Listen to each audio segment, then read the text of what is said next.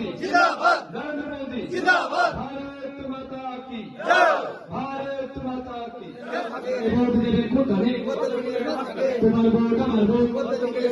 भारत माता की जय, भारत माता की जय। बीजेपी जिंदाबाद, बीजेपी जिंदाबाद।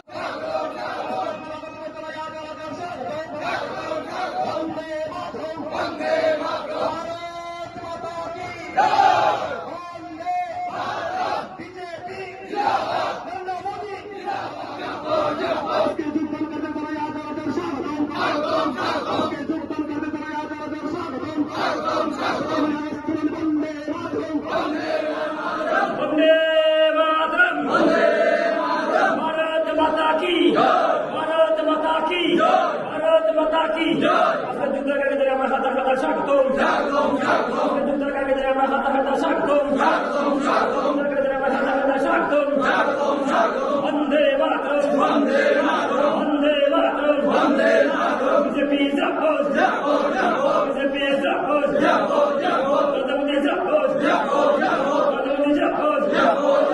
बीजेपी नेता जिंदाबाद। भारत माता की भारत माता की वंदे मातरम, वंदे। আজকে শাহজাহানপাড় গ্রাম পঞ্চায়েতের ৩০ নং বুথে ভারতীয় জনতা পার্টির এক নির্বাচনী উঠান সভা অনুষ্ঠিত হয়। এই উক্ত উঠান সভায় উক্ত এলাকার সাধারণ মানুষের উপচে পড়া বীর এবং সমর্থন যেভাবে আমরা পেয়েছি, আমরা সত্যি আপ্লুত এবং আনন্দিত। এবং এই উঠান সভাতে ভারতীয় জনতা পার্টির নীতি আদর্শে এবং নরেন্দ্র মোদীজির কাজে অনুপ্রাণিত হয়ে সিপিআইএম দলের বিশিষ্ট নেতা, একসময়ের সামনের সারিতে নেতৃত্ব দেওয়া নেতা ভাস্কর ভট্টাচার্য সহ আরো এক পরিবার বিজেপি দলে যুক্ত হয়েছেন। এবং আজকের দিনেই আমাদের ৩২ নং বুথ রাজেন্দ্রনগর, আমাদের বিলাসপুর গ্রাম পঞ্চায়েতের ৩ নং বুথ ফটিকছড়া গ্রাম পঞ্চায়েত, বিভিন্ন জায়গাতে সিপিআইএম দল ত্যাগ করে দিকে দিকে মানুষ ভারতীয় জনতা পার্টিতে যুক্ত হচ্ছেন।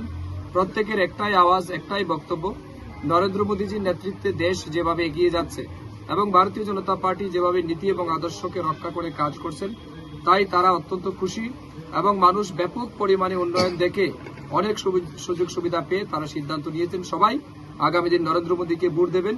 তাই দলে দলে মানুষ আজকে বিজেপি দলে যুক্ত হচ্ছেন।